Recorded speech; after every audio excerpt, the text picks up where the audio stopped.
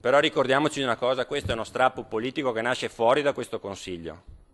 È uno strappo politico che non è nato in queste settimane di bilancio, è nato in estate con attacchi quotidiani nei confronti della nostra amministrazione, nei confronti della sanità, della pedemontana, dell'autonomia, quindi non prendiamoci in giro.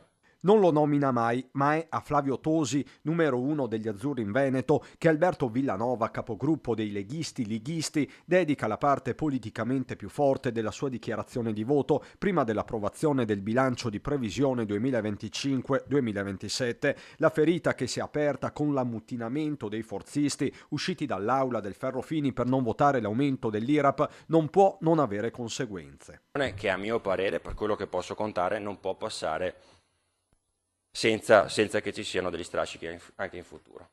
Risponde a stretto giro Flavio Tosi, l'attacco è frontale. Villanova non fa altro che confermare la sua arroganza, che contraddistingue le conseguenze. Aspetta casomai parlarne ad Alberto Stefani e a Luca Zaia, non certo a Villanova. Lui strilla, ma poi le decisioni non le può prendere lui.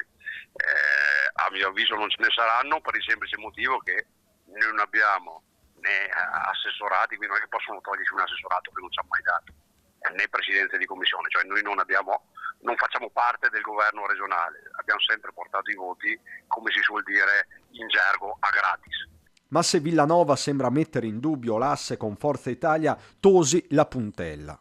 Quindi manteniamo la nostra fedeltà a questo governo regionale, sapendo che fra un anno ci ripresenteremo tutti assieme.